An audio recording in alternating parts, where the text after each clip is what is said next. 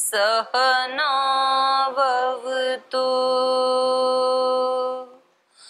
सहनौ भुनक्तु सह वीर्यं करवावहै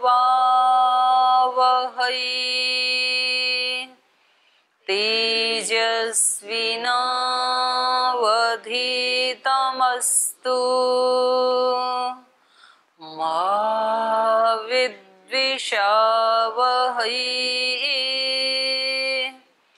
ॐ व्रतानां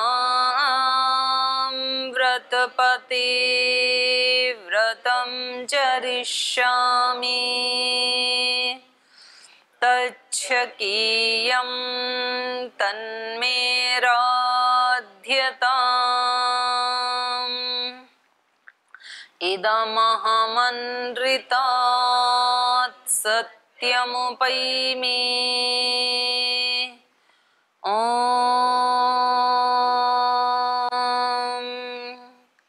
शान्ति शान्ति शान्तिः।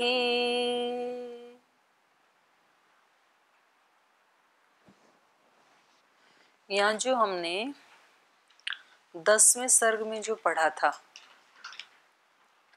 तो यहाँ एक दो प्रश्न खड़े होते हैं। पहले आप पूछें, आपका कोई प्रश्न है तो उसके बाद मैं पूछूंगी। फिर कोई प्रश्न आया आपके मन में पीछे वाले पाठ में?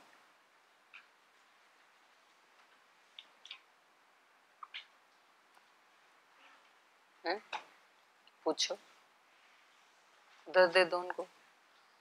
बलवंत जी को माइक दे दो। ओम दीदी जी जी, ये लगभग 1-1.5 महीना पहला का बात है। अच्छा, पर ये क्वेश्चन है पुराना क्वेश्चन। इसमें एक छूट गया था।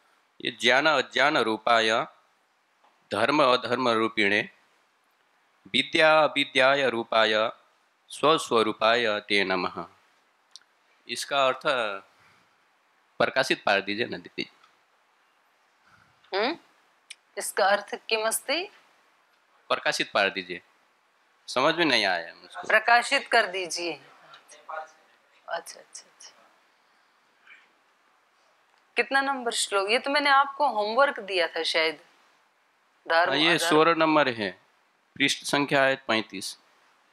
एक मैंने आपको होमवर्क भी दिया था ना पीछे वाले पाठ में, कि अविद्या भी और विद्या भी होने की है। 35 जी।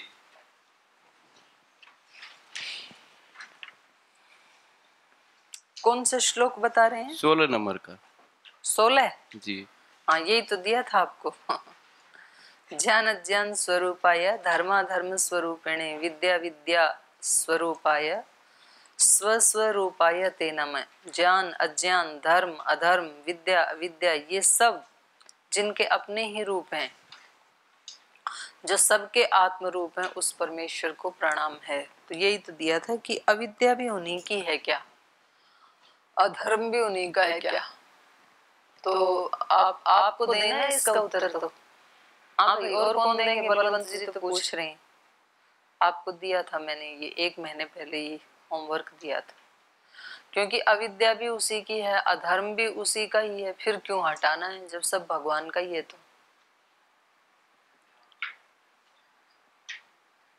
हाँ जी, आनंद जी बताइए, माइक दे दो भाई। ओ, ये ईशोपनिषद में आया है, विद्याम च अविद्याम च यस्तद् वेदोभयं सः अविद्यायां मृत्युम तीर्त्वा विद्यायाम अमृतम अश्नुते। तो विद्या को भी जानना, अविद्या मृत्युम तीर्त्वा विद्याया अमृतम अश्नुते। तो अविद्या से मृत्यु को तर करके विद्या से, यानी कि पर और अपर की बात है कि अधर्म भी बताया वहां, यहाँ पर इस श्लोक में अज्ञान ज्ञान दोनों, धर्म अधर्म। तो अज्ञान और अधर्म से क्या करेंगे हम, और ये भी ईश्वर का ही है, ऐसे बताया। यानी कि सत्व रजस तमस से जो भी है उसका सबका आधार परमेश्वर है, और अज्ञान अधर्म को जान करके उनसे उनको त्याग सकेंगे और धर्म और ज्ञान को अपना सकेंगे। नहीं, क्यों अपनाएंगे हम, क्यों त्यागेंगे? यहाँ कहा ज्ञान अज्ञान स्वरूपाय ते नमः। 16 नंबर जो श्लोक है ना, ज्ञान अज्ञान स्वरूप वाले आपको, आप परमेश्वर को नमस्कार है।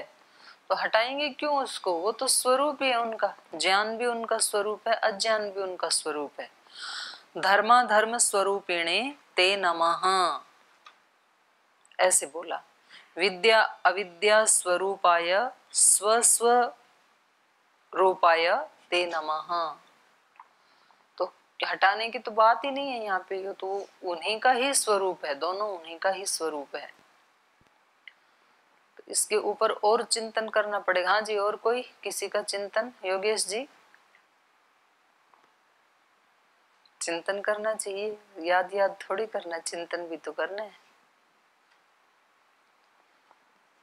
तो इसके ऊपर और आज चिंतन करना, फिर कल इस पे डिस्कस करेंगे, ठीक है?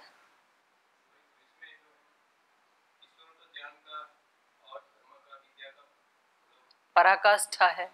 हाँ हाँ, ये बिल्कुल, ये तो मैंने तो दिया था आपको प्रश्न, ये प्रश्न बिल्कुल सही उठता है। तो इसमें चिंतन करना पड़ेगा। अब तो काफी पढ़ा है आपने, तो मैं बताऊंगी तो फिर भूल जाएंगे। तो आपको चिंतन करना है कि कैसे उनको दोनों का ही स्वरूप कहा, और यदि दोनों उन्हीं के स्वरूप हैं तो हम इतनी साधना फिर कर क्यों रहे हैं? अविद्या को, अज्ञान को, अधर्म को हटाने के लिए ही तो सारा कर रहे हैं, कठोर व्रतों का पालन। तो फिर तो क्यों करना है? यहाँ तो स्पष्ट ही कह दिया, ज्ञान अज्ञान स्वरूपाय ते नमः, धर्मा धर्म स्वरूपेण ते नमः, ऐसे कह दिया। तो ये तो इस पे कल करेंगे। तो कल वाले पाठ में अभी जो पढ़ा है, हाल ही में जो पढ़ा है, उसमें से कोई प्रश्न आ रहा है आपको? उस दिन कुछ तो प्रश्न आ रहे थे, उसी को थोड़ा सा उसमें और प्रश्न निकल रहे हैं जो उस दिन आप पूछ रहे थे ना। यहाँ से कुछ बहनें भी पूछ रही थी। यहाँ पर प्रश्न ये बनता है कि जैसे ये बचपन से ही अपने पिता के पास रहे हैं, आश्रम में रहे हैं, तो निश्चित रूप से, और अभी युवा हो गए हैं, तो निश्चित रूप से शास्त्र आदि तो पढ़े ही होंगे। तो इसलिए तो ब्रह्मवेता तो हैं, ये आत्मवेता भी हैं ऋषि श्रृंग। इसीलिए तो उनको लाने के लिए इतने उपक्रम किए जा रहे हैं कि उनके आने मात्र से ही वृष्टि हो जाएगी।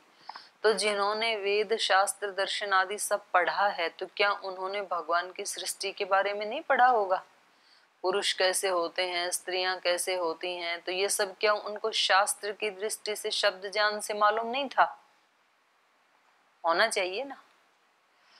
और वन में रहते हैं, तो जैसे उस समय वो वन से निकले, अपने आश्रम से निकले, ऐसे कभी तो पहले भी निकले ही होंगे, अनायास ऐसे तो नहीं निकल सकते।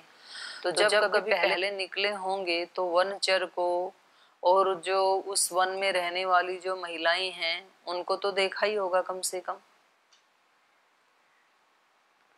भैया तो ये व्यक्ति ऐसे हैं, बिल्कुल ही ज्ञान नहीं है, तो फिर इनको शास्त्रवेता नहीं मान सकते हैं। और यदि उन्होंने पूरा शास्त्र पढ़ा है तो शब्द प्रमाण से तो मालूम ही है ना फिर इनको। एक प्रश्न। दूसरा प्रश्न ये है, बचपन से अखंड ब्रह्मचारी और फिर गणिकाओं के साथ मित्रता हो जाती है, और ये भी बताया बिल्कुल स्पष्ट श्लोक में कि मिलते समय नमस्ते नहीं करते हैं, आलिंगन करके वो दूर, एक दूसरे से दूर जाते हैं। तो गणिकाओं का स्पर्श करने से जो अखंड ब्रह्मचारी है, तो क्या उसका तप भंग नहीं हो गया? और तप भंग हो गया तो फिर उस व्यक्ति को तो वहां ले जाने का फायदा ही नहीं है इतने सम्मान पूर्वक, और वो भी वहां जाकर के वृष्टि हो जाती है। तो जिसका तप भंग हो गया वो किसी क्रिया की सिद्धि कैसे कर सकता है? प्रश्न खड़े होते हैं ना। तो आपके मन में क्यों खड़े नहीं हुए? तो यहाँ इसका उत्तर यही है कि यद्यपि ये उस तरह से कहीं शहर में या कहीं ऐसी जो विकसित जो बस्तियां हैं वहां तो नहीं गए ये, तो हो सकता है वन में रहने वाले कभी महिलाओं को देखा भी हो, नहीं भी देखा हो, ये भी हो सकता है। लेकिन शब्द प्रमाण से तो सब जानते हैं, इनके पिता भी जानते हैं, ऋषि है ना। तो ऋषि कोई मतलब अज्ञानी थोड़े ही होते हैं, ज्ञान तो होता ही है ना उनको सब। अरे माता जी को मत देखें तो भी ज्ञान तो होता है ना। जो चलो हो सकता है माता जी इनके साथ नहीं, उनका कोई वर्णन नहीं है, जो बचपन में ही चली गई हो छोड़ के, वो हो सकता है।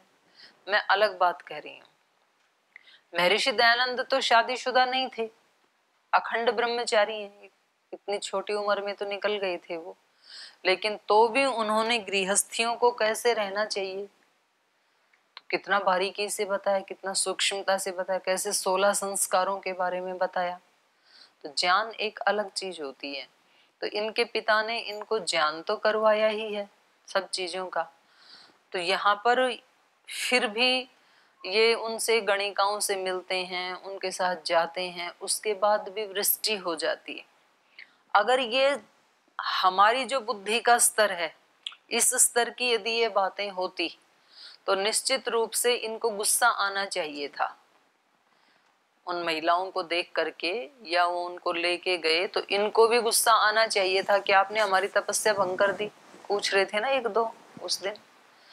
इनके पिता को भी गुस्सा आना चाहिए था कि कौन लोग आ गए, मेरे ऐसे ब्रह्मचारी पुत्र को उठा के ले गए, ऐसे कौन ले जा सकता है भाई, वो ऐसे थोड़ी शांत बैठेंगे। तो ये सब क्या चल रहा है, ये चल रहा है ब्रह्मवेत्ता की दृष्टि, दिव्य दृष्टि वाली बात, जो कई बार महाराज जी भी बोलते हैं, एक दिव्य ज्ञान वाली जो बात गीता में भी आई है। आप लौकिक दृष्टि से देखेंगे तो अर्जुन ने जो कुछ किया वो तो बड़ा खूंखार घनघोर कर्म है। अपने ही आचार्यों को, अपने ही दादा को, अपने ही पूज्य जनों को मृत्यु के घाट उतार देना और पाप ना लगे व्यक्ति को, वो व्यक्ति बोले कि नष्टो मोह स्मृतिर्लब्धा स्थितोस्मि गतसन। ये कैसे हो सकता है इतना पाप करके? एक मर्डर करे तो पूरी जीवन जेल में बीतती है, इन्होंने इतने सारे लोगों की हत्या की और उसके बाद कह रहे हैं कि मैं स्थितोस्मि, और वो भी कह रहे हैं कि जिसको मार दिया उसका आपको कोई पाप नहीं लगेगा। ये कैसे हो सकता है? तो ये प्रश्न उठते हैं ना, विरोधाभासी लगते हैं हमें। लेकिन यहाँ पर बात ये है कि जो सब जगह जिसको दिव्य दृष्टि प्राप्त हो गई है, जिसको सब जगह ब्रह्म दिखाई देता है, तो ऐसे जो योगी होते हैं वो त्रिकाल दृष्टा हो जाते हैं। तो इनको भी सब मालूम है कि अभी क्या होने वाला है। वैसे भी ये ब्राह्मण हैं, जब इतने वेदांग इन्होंने पढ़ लिए हैं, और राजा की जो कन्या है शांता, वो तो क्षत्रिय कन्या है, तो ब्राह्मण को क्षत्रिय कन्या से विवाह नहीं करना चाहिए। मतलब आज वाली उसको छोड़ देना, अंतरराष्ट्रीय क्या अंतरजातीय विवाह संस्कार तो वो जन्म से तो नहीं, लेकिन गुणों से तो यही है ना कि वो जो ब्राह्मण प्रकृति के गुण कर्म स्वभाव वाले व्यक्ति हैं, उनको ब्राह्मण गुण कर्म स्वभाव वाली कन्या से ही विवाह करना चाहिए, तभी तो वो सहयोग करेगी उसके कार्यों में। जाति की बात नहीं हो रही है। तो इनको ये भी पता है, लेकिन उसके बाद भी ये सब कर रहे हैं, तो इनको भी पता है, इनके पिता को भी पता है। और जिनको दिव्य दृष्टि मिल गई है तो उनकी दृष्टि में फिर ये पुरुष स्त्री, ऊंचा नीचा, उच्च कुल में पैदा होने वाले गणिका, ये सब नहीं होता है, ये पता लग रहा है यहाँ पर। और उनसे उन व्यक्तियों का वो ऐसे काम भी कर देते हैं ना जो लोक दृष्टि से लगता है कि ये तो पाप हो गया, लेकिन वास्तव में वो पाप की श्रेणी में नहीं आता। पाप उनके उस तप को नष्ट नहीं कर सकता है, पाप में वो ताकत नहीं है। इसलिए जैसे ही वो वहां राजधानी में पहुंचते हैं तो वृष्टि होने लगती है, उनका, उनके तप का, उनके पुण्य का नाश नहीं होता है उनको स्पर्श करने से। लौकिक दृष्टि से देखेंगे तो सारा ही सत्यानाश ही हो गया, पुण्य खत्म। अर्जुन ने जब अपने ही लोगों के ऊपर हथियार चला दिए तो शास्त्र तो ये कहता है कि अपने से जो बड़े हैं यदि उनको आपने तू कह के भी बुलाया ना तो आपने उनकी हत्या कर ही दी। मतलब उनको अपमान करना, उनको एक वचन में बुलाना, ऐसे आता है महाभारत में शांति पर्व में। एक वचन में उनको बुलाना, उनको तू कह करके बुलाना, उनको अभिवादन आदि न करना, उनका अपमान करना, यही उनकी मृत्यु है। और ये तो बाण पे बाण चलाए जा रहे हैं, उनको मौत के घाट उतार दे रहे हैं। तो लौकिक दृष्टि से तो ये बिल्कुल विरुद्ध कर्म, पाप कर्म दिखाई दे रहा है। लेकिन भगवान कृष्ण कह रहे हैं कि आपको कोई पाप नहीं लगेगा, वो खुद भी कह रहे हैं। तो जब एक चेतना की स्थिति जो है वो ब्रह्मवित जब हो जाता है, उसकी जो दिव्य दृष्टि हो जाती है, तो वो बाहर से देखने में तो वो लौकिक क्रियाएं करता है, लेकिन वास्तव में वो चेतना के स्तर पर उन सब क्रियाओं से ऊपर उठ चुका होता है। तो क्रिया वो कुछ करता है तो भी ना करने जैसा ही है, और कुछ क्रिया नहीं करता है तो भी सब कुछ करने जैसा ही है। ये भी परस्पर विरोधी बात है। सूर्य कोई क्रिया नहीं करता है, द्युलोक में बस अपने स्थान के ऊपर स्थिर है, वो चमक रहा है, लेकिन तो भी पूरी पृथ्वी पे जितने भी क्रियाएं होती हैं वो सब सूर्य ही कर रहा है। यदि सूर्य ना हो तो एक भी क्रिया संपन्न ना हो पृथ्वी की। ये है कुछ भी न करते हुए सब कुछ करना, इसी को ही अकर्म कहा है गीता में। और एक होता है सब कुछ करते हुए कुछ भी ना करना। तो योगी बहुत कर्म करते हैं, जैसे स्वामी जी महाराज जैसे जो संत पुरुष होते हैं, योगी होते हैं, तो वो बाह्य दृष्टि से देखें तो खूब सारी सेवाएं करते हैं, लेकिन वो अपनी चेतना में उनको देखें तो वो बिल्कुल शांत रहते हैं। इसी क्षण भी उनको जाना पड़े तो तैयार रहते हैं वो। तो ये दो स्थिति होती है, सब कुछ करते हुए कुछ भी न करने जैसी स्थिति, कुछ भी न करते हुए सब कुछ करने जैसी स्थिति। एक उदाहरण स्वामी जी का है, सब कुछ करते हुए ना करने जैसी स्थिति, आनंद में रहने वाली स्थिति। एक डोमेट वाले स्वामी जी हैं, बड़े वाले स्वामी जी, कुछ नहीं करते हैं लेकिन सब कुछ वो ही कर रहे हैं वहां जो भी हो रहा है। वहाँ स्कूल भी चलाते हैं, कुछ छोटी मोटी सेवाएं भी करते हैं, दूसरे आश्रम की भी जो एक्टिविटी चलती है तो वो सब कौन कर रहा है, वही कर रहे हैं। लेकिन दिखता क्या है, कुछ नहीं करते। कुछ न करते हुए सब कुछ करना, सब कुछ करते हुए कुछ भी नहीं करना। तो ऐसे ही ये इनका भी प्रसंग है। इनके पिता को भी मालूम है कि क्या होने वाला है, तो इसलिए वो कोई रिएक्ट नहीं करते हैं। नहीं तो ऐसे कौन उनके आश्रम में आकर के, मतलब ऐसे कोई, वो तो त्रिकाल दृष्ट है, उनको तो पता लग ही जाता है, इनको भी ऐसे कौन बहका सकता है और कैसे वहां जा सकते हैं। जिस व्यक्ति को ये पता है कि भाई मैं तो, मेरा आश्रम के सिवाय मुझे बाहर नहीं निकलना है, और ऐसे ही यदि हरियाणा की भाषा में बोले बावड़े होते तो कई बार आश्रम छोड़ छोड़ के जा चुके होते, आज तक क्यों नहीं गए, तो आज कैसे जा सकते हैं। तो इनको मालूम है ये सब घटनाक्रम आगे का, तो इसलिए वो उसको कर रहे हैं। ये इसका उत्तर है।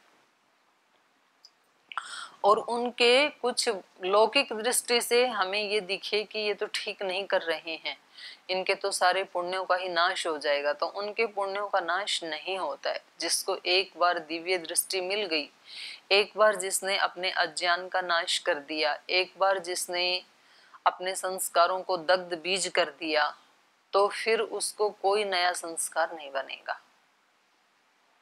तो ये भी इस बात का प्रमाण है कि वहां नगर में आते ही वृष्टि हो जाती है।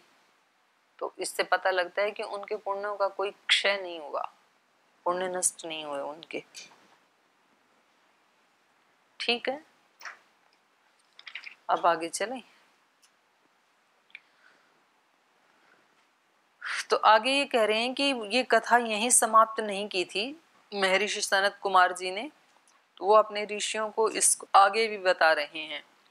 आगे उन्होंने बताया था कि इक्ष्वाकु कुल में एक सुधार्मिक दशरथ नाम के राजा होंगे, सत्य प्रतिश्रव, सत्य में प्रतिष्ठित, सत्य प्रतिज्ञा वाले, सुधार्मिक, धार्मिक भी पर्याप्त था, उसके आगे भी सु लगा दिया, माने अत्यंत धार्मिक राजा पैदा होंगे। तो उस दिन भी मैंने बताया था कि ये जो राजा दशरथ हैं ये पिछले जन्म में कौन है, मनु महाराज हैं, और इनकी जो पत्नी है माता कौशल्या शतरूपा थी वो। तो आगे इन्होंने बताया कि उनकी अंगराज के साथ मित्रता होगी और उनकी शांता नाम की एक कन्या होगी, जो औरस पुत्री तो इनकी है लेकिन दत्तक पुत्री इनकी होगी, अंगराज की होगी। ये उनके पास जाएंगे। पुत्रस्त्वंगस्य राज्ञस्य रोमपाद इति श्रुतः।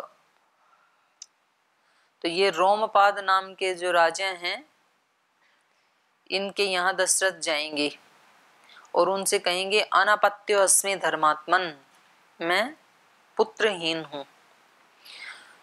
शांता भरता मम क्रतुम आहरेत, इसलिए जो शांता के पति हैं अर्थात ऋष्यशृंग, उनको आप आज्ञा दे दीजिए मेरे मम क्रतुम, मेरा यज्ञ संपन्न करवाने के लिए उनको मेरे साथ जाने की आज्ञा दे दीजिए। क्यों करना चाहते हैं वो यज्ञ? संतानार्थम कुलस्य च, संतान उत्पत्ति के लिए और इक्ष्वाकु कुल की रक्षा के लिए, क्योंकि पुत्र होगा तो ही कुल की रक्षा होगी। यहीं तक ही पढ़ा था ना जी। चलिए आगे चलते हैं। श्रुत्वा राज्ञोऽथ तद्वाक्यं मनसा स विचिन्त्य च प्रदास्यते पुत्रवन्तं शान्ता भर्तारमात्मवान् प्रतिगृह्य च तं विप्रं स राजा विगतज्वरः आहरिष्यति तं यज्ञं प्रहृष्टेनान्तरात्मना तं च राजा दशरथो यशस्कामः कृताञ्जलिः ऋष्यशृङ्गं द्विजश्रेष्ठं वरयिष्यति धर्मवित् यज्ञार्थं प्रसवार्थं च स्वर्गार्थं च नरेश्वरः लभते च सतं कामं द्विजमुख्यात् विशाम्पतिः। तो अब रोमपाद राजा ने सुना, श्रुत्वा राज्यों अथ तद्वाक्यम, मनसा च विचिन्त्य, और मन में सोच करके विचार करके, और कहा प्रदास्यन्ते, आपको दे देंगे, पुत्रवंतम शांता भर्तारम आत्मवान, आपके साथ भेज देंगे ऋषि श्रृंग को।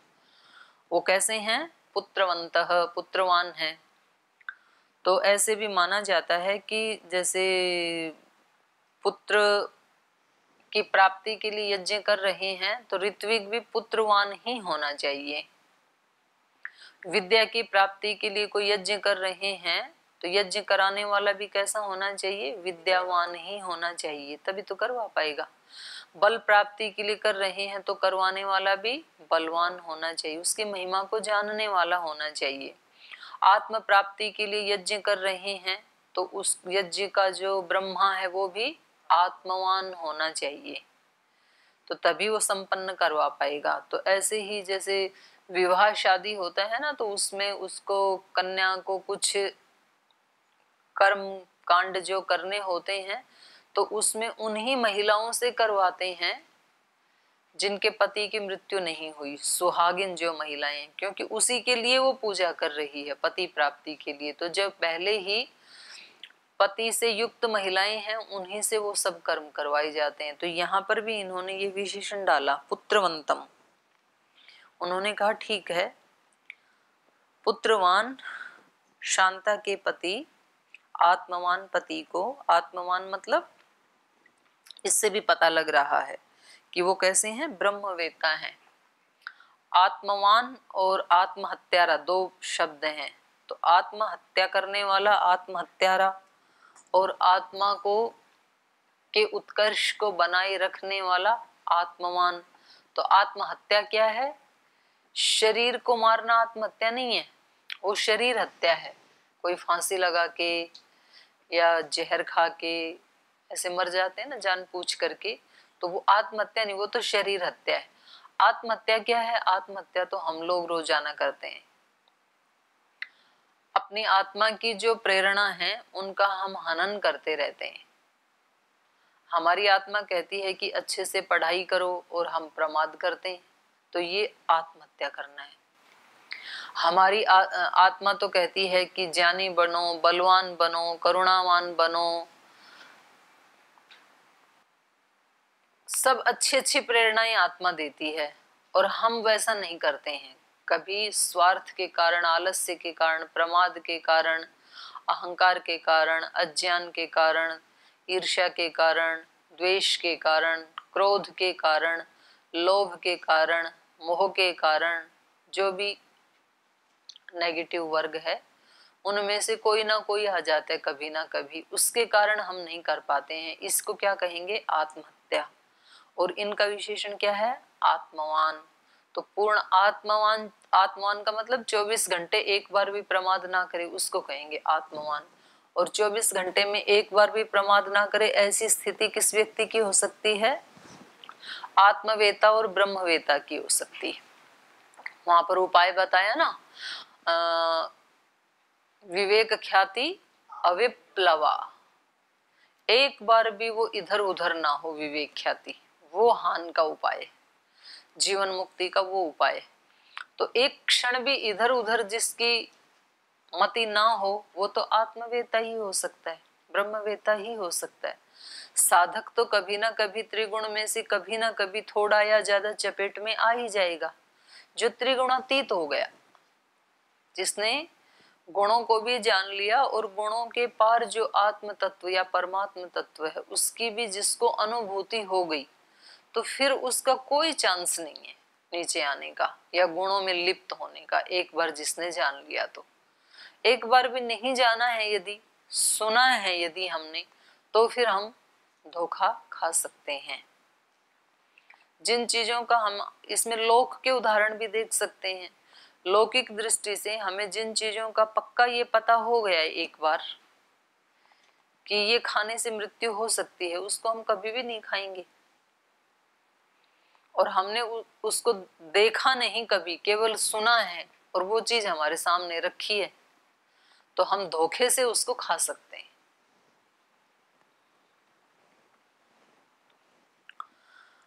प्रतिगृह्य च तं विप्रं स राजा विगतज्वर आहरिष्यति तं यज्ञं प्रहृष्टेनान्तरात्मना। तो जब उन्होंने कहा कि भेज देंगे आपके साथ, तो ये प्रतिगृह्य च तं विप्रम, उस विप्र को पाकर के, उस विद्वान को अपना ब्रह्मा के रूप में पाकर के, स राजा विगत ज्वर, वो चिंता रहित हो गई। ज्वर मतलब चिंता,